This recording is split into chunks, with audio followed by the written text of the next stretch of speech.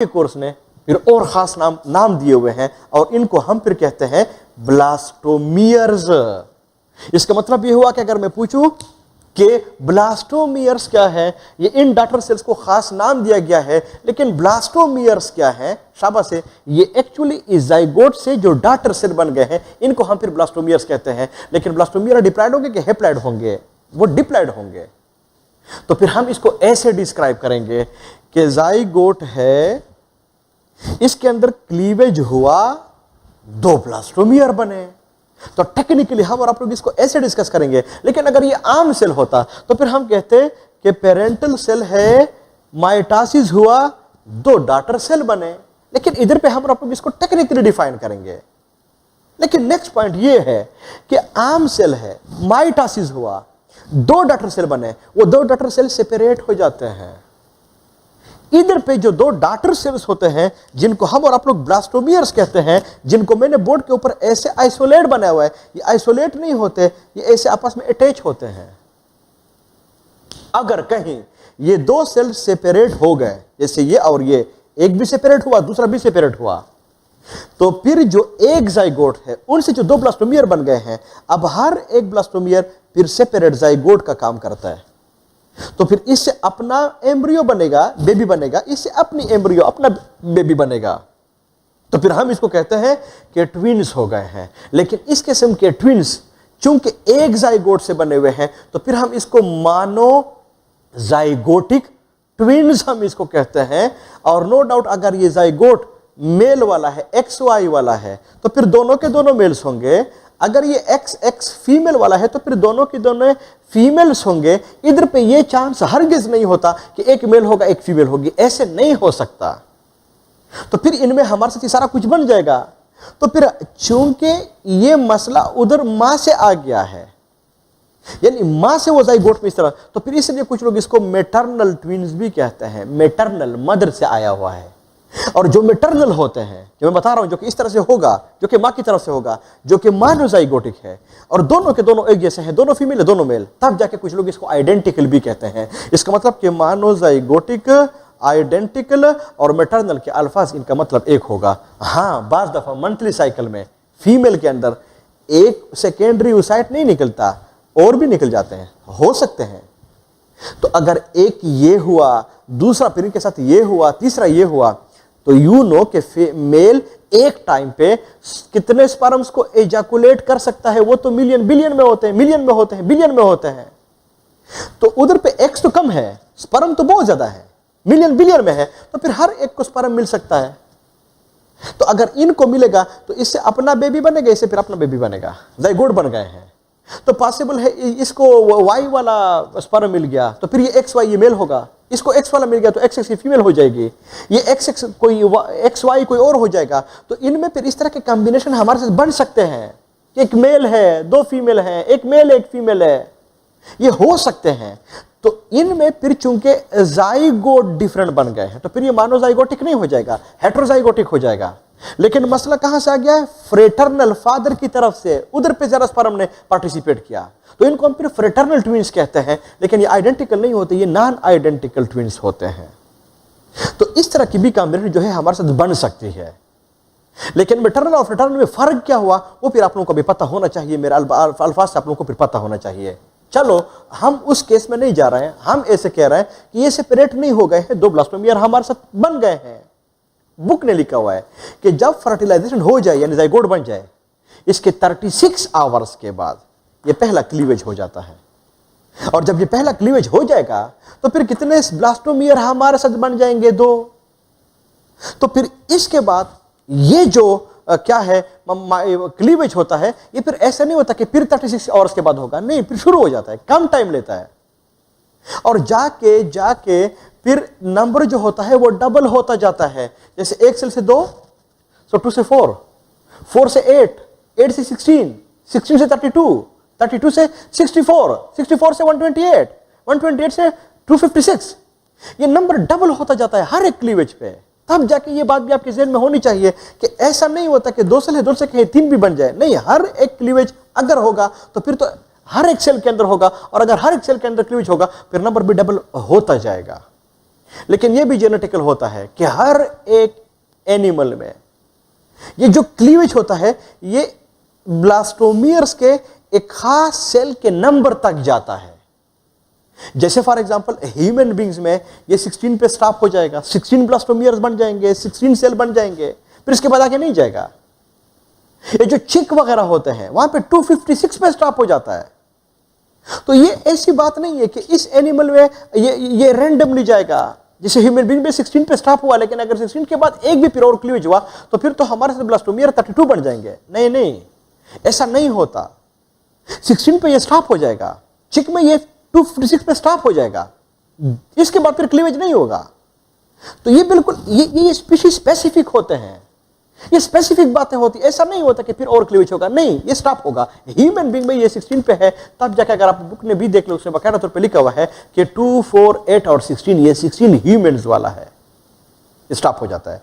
But याद रख ले कि हर एक सेल को जो 16 बन गए हैं इसका ब्लास्टोमियर, और हर एक ब्लास्टोमियर डिप्लॉयड होगा।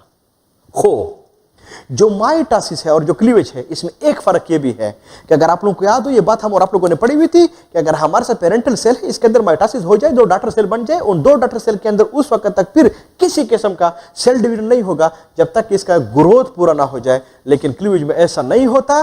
जाइगोट है, इसके अंदर क्लीवेज हुआ, 2 ब्लास्टोमियर बन गए, इन 2 ब्लास्टोमियर के अंदर सेल डिवीजन यानी डेवलपमेंट नहीं हुई होती है। सारी इस जाइगोट के अंदर ग्रोथ जो है वो पूरा नहीं हुआ होता है कि उसके अंदर फिर क्लीवेज हो जाता है। इसका मतलब ये हुआ कि क्लीवेज में डेवलपमेंट की जो रेशो है, स्पीड है, वो तेज है, ग्रोथ स्लो है। तो क्लीवेज और माइटोसिस में एक फर्क ये भी होता है, ये भी आप लोगों को पता होना चाहिए। और इसका फायदा क्या होता है? Just one, to increase the sale number in a limited time. कम टाइम में हम इसके नंबर को बढ़ाना चाहते हैं, तब जाके याद रख ले क्लीवेज में डेवलपमेंट की रेशो तेज, ग्रोथ की स्लो। तो अगर ग्रोथ स्लो तो सेल का साइज इतना जल्दी से नहीं बढ़ेगा जितना कि सेल का नंबर बढ़ेगा जल्दी से। और जो सेल बनेंगे वो 16 बनेंगे, स्टॉप होगा, और हर एक सेल को ब्लास्टोमियर, हर एक ब्लास्टोमियर डिप्लॉयड। ये बात आपके ज़हन में होनी चाहिए। तो फिर ये हमारे साथ ऐसे बन जाता है। तो ये बात भी मैंने आपके साथ पहले भी कही हुई थी कि अगर सेल है, इसके अंदर शाबाश से डेवलपमेंट हुआ, 2 सेल बने, सेल डिवीजन हुआ, इसके अंदर ग्रोथ पूरा ना हो और फिर सेल डिवीजन हो जाए तो फिर तो ये नॉर्मल सेल डिवीजन नहीं हुआ, फिर तो एबनॉर्मल सेल डिवीजन हुआ। And abnormal cell division is called cancer. इसका मतलब ये हुआ कि मैं तंजो मजाह में ऐसे कह सकता हूं कि क्लीवेज का मतलब अगर जाइगोट को कैंसर हो जाए यानी एबनॉर्मल सेल डिवीजन इसके अंदर शुरू हो जाए, यानी डेवलपमेंट तेज हो, शाबाश से ग्रोथ स्लो हो, तो फिर हम और आप लोग इसको क्लीवेज कहते हैं, यानी इसको एक खास किस्म का कैंसर लग जाता है। तो मैं आमतौर पे कहता भी हूं कि कैंसर हमें पैदाइश से पहले भी हमें लग जाता है, पैदाइश के बाद भी लग जाता है। पैदाइश से पहले जो है वो जाइगोट के अंदर वो थोड़ा फायदेमंद होता है, कम टाइम में हम और आप लोग बन जाते हैं। लेकिन पैदाइश के बाद अगर हुआ तो फिर ये बहुत ज़रा कैंसर वगैरह फिर लीथल होते हैं, लाइफ थ्रेटनिंग होते हैं, खतरनाक होते हैं। तो इस क्लीवेज का फिर सारा कुछ ये मतलब होगा। अब जो हमारे साथ सेल बनेंगे वो तो 16, हर एक ब्लास्टोमियर, लेकिन साइज छोटा होगा, लेकिन हर एक सेल डिप्लॉयड होगा। तो अगर आप लोग उन 16 सेल्स को देख लें तो ये आपके साथ कुछ ऐसे होगा, 10 से 16 सेल्स आपके साथ बनेंगे, ऐसे आपस में अटैच होंगे। और अगर आप लोग इसकी लुक को देख लें तो ये बिल्कुल ऐसे होगी जिस तरह के मालबेरी, रास्पबेरी, ये जो तूत होता है, शाहतूत होता है, इसके दाना अगर आप लोग देख ले तो उसके अंदर छोटे और दाने होते हैं, बिल्कुल इसकी तरह लुक इसकी होती है। तब जाके आपके बुक ने इसके लिए जो खूबसूरत लफ्ज़ भी लिखा हुआ है वो लिखा हुआ है, शाबाश है, कि ये जो होता है हमारे साथ ये कोई बेरी शेप का बन जाए, मालबेरी, रसबेरी, इसकी तरह इसका शेप जो है ये फिर बन जाता है। तो अगर मैं पूछूं कि क्लीवेज या सेगमेंटेशन या सेलुलेशन फीमेल के रिप्रोडक्टिव सिस्टम में होता कहाँ पे है, याद रख ले, फेलोपियन ट्यूब के अंदर होता है, ओविडक्ट के अंदर होता है, ये यूट्रस वगैरह के अंदर नहीं होता। अब आप इमेजिन कर ले कि फर्टिलाइजेशन भी फेलोपियन ट्यूब के अंदर हुआ, यानी ओविडक्ट के अंदर हुआ, क्लीवेज भी उधर पे हुआ, लेकिन क्लीवेज का जो एंड प्रोडक्ट है, आखिर में प्रोडक्ट है, वो 16 ब्लास्टोमियर्स का एक मास जो कि रास्पबेरी की तरह होता है। And the mass of 16 blastomere which looks like a mulberry is simply called as the morula. इसका मतलब ये हुआ कि जो क्लीवेज है इसका जो एंड प्रोडक्ट होगा वो फिर हमारे साथ मारूला बन जाएगा। इसलिए ये बाकी चीज़ें मैं हटा रहा हूँ, शाबाश है, इनको मैं हटा रहा हूँ और उसी तरह से ग्रीन मार्कर से, ताकि आप लोगों को फिर पता चल जाए कि जो क्लीवेज है, सेगमेंटेशन है, सेलुलेशन है, इसका एंड प्रोडक्ट क्या होगा, वो फिर मारूला होगा। मारूला में हर एक सेल को हम क्या कहेंगे, ब्लास्टोमियर। मारूला में ब्लास्टोमियर्स होते कितने हैं, 16। हर एक सेल कैसे होता है, वो डिप्लॉयड होता है। अब क्या होता है, अब होता यह है कि इसके अंदर ब्लास्टुलेशन शुरू हो जाती है। ब्लास्टुलेशन का मतलब क्या है, इसका मतलब यह होता है कि जो 16 सेल हमारे साथ बने हुए हैं, ब्लास्टोमियर जो है, इनका साइज तो छोटा था ना, इसके अंदर ग्रोथ तो पूरा नहीं था ना, ग्रोथ तो पूरा नहीं था ना, तो इनके अंदर 16 सेल के अंदर ग्रोथ शुरू हो जाती है। लेकिन ग्रोथ याद रख ले, वो हमेशा के लिए एक जैसा नहीं होता, हमेशा के लिए वो एक जैसा नहीं होता, ग्रोथ में थोड़ा फर्क होता है। जैसे फॉर एग्जांपल 4 बाई होते हैं या 2 बाई होते हैं, वो ट्विन्स होते हैं, तो इनमें आमतौर पे एक के अंदर ग्रोथ तेज होती है, दूसरे के अंदर स्लो होती है। तो इन 16 सेल्स में ये भी ट्विन्स की तरह होते हैं, सारे एक ही उम्र के होते हैं। किसी के अंदर ग्रोथ स्लो, किसी के अंदर ग्रोथ तेज होगा। तो जिसके अंदर ग्रोथ तेज होगा वो सेल तेजी से बढ़ जाएगा, जो बढ़ जाएगा, ग्रोथ पूरा हो जाएगा, तो इसके अंदर तो फिर माइटोसिस होगा। अब इसके बाद जो इसके अंदर सेल्स होंगे 16, जिसके अंदर ग्रोथ पहले पूरी होगी, उसके अंदर माइटोसिस भी शुरू हो जाएगा। इसका मतलब कि अब जो इसके अंदर सेल डिवीजन होगा वो उस तरह से नहीं होगा जो कि इससे पहले वाले क्लीवेज के अंदर था, कि जो नंबर है वो हर एक क्लीवेज में नंबर डबल होता जाता है। अब डबल होता जाए नहीं जाएगा।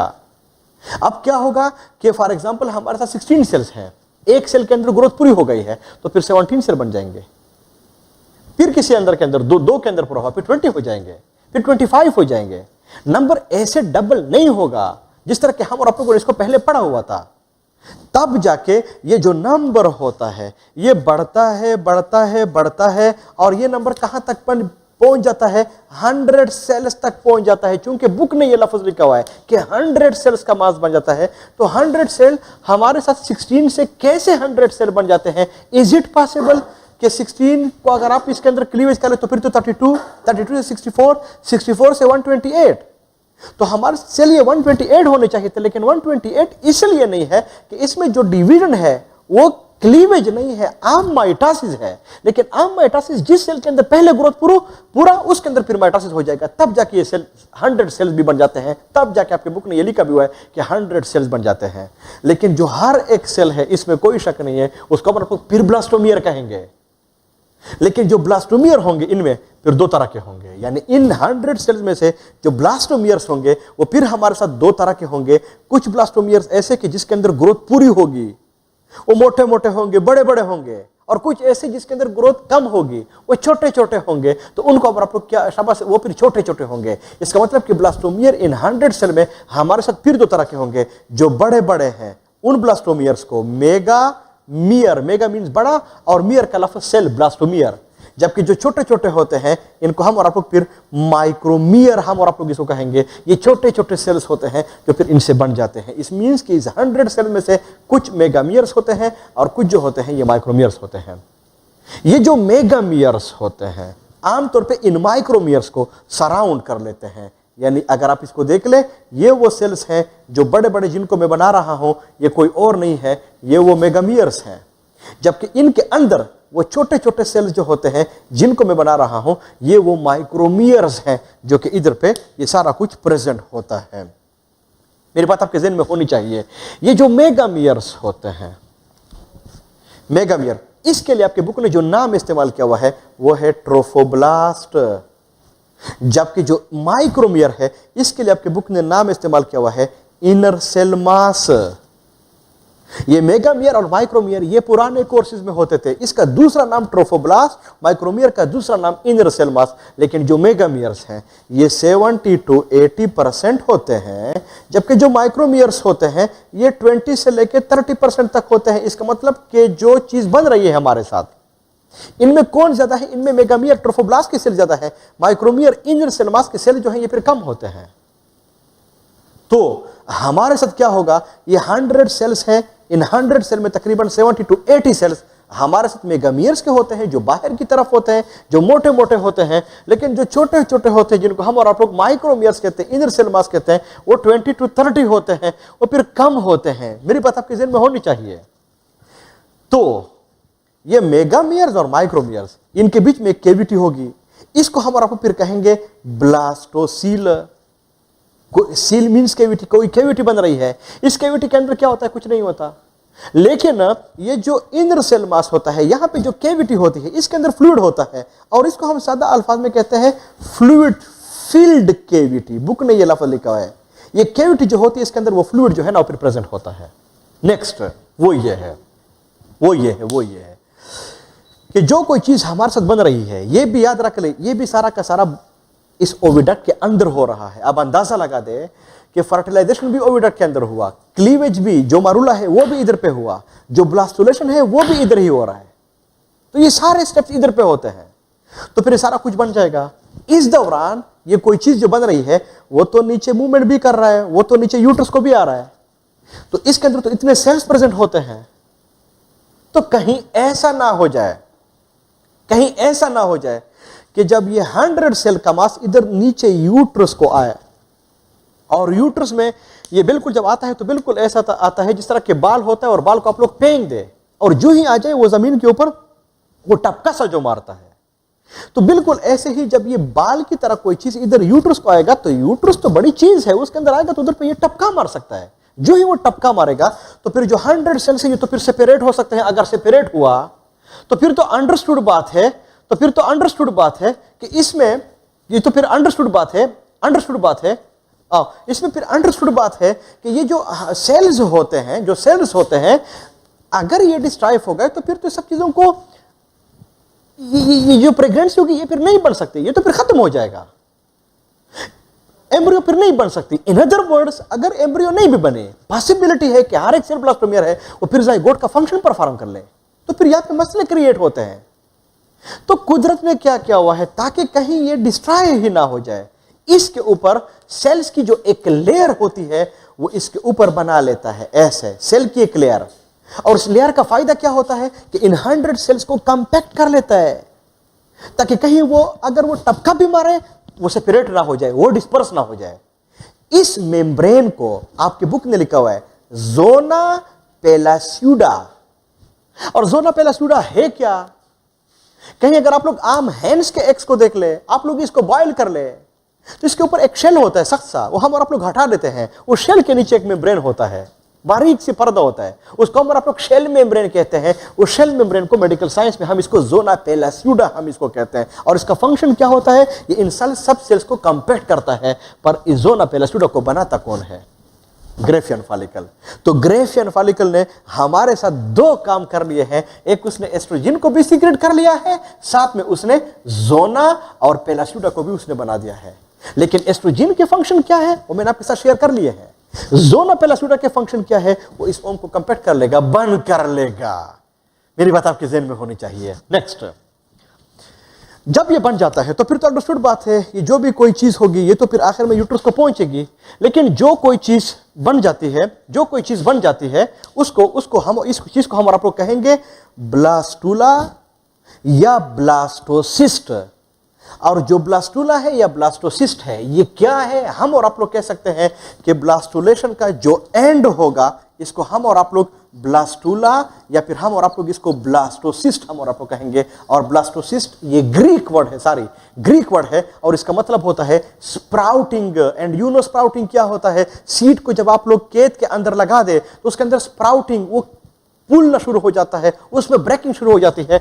अब हम देखेंगे कि इस ब्लास्टुला से ये ब्लास्टुला या ब्लास्टोसिस्ट की कैसे स्प्राउटिंग हो जाती है, कैसे चीजें इससे बन जाती है। लेकिन कहीं पूछा गया ब्लास्टुलेशन का एंड प्रोडक्ट क्या है, वो फिर ब्लास्टुला है, वो फिर ब्लास्टोसिस्ट है। और ब्लास्टुला या ब्लास्टोसिस्ट का टिपिकल स्ट्रक्चर ऐसे होता है कि जोना पेलास्यूडा होगा, फिर इसके बाद मेगामियर्स होंगे, फिर इसके बाद माइक्रोमियर्स होंगे। वो टिपिकल नाम भी मैंने आपके साथ शेयर कर लिए हैं।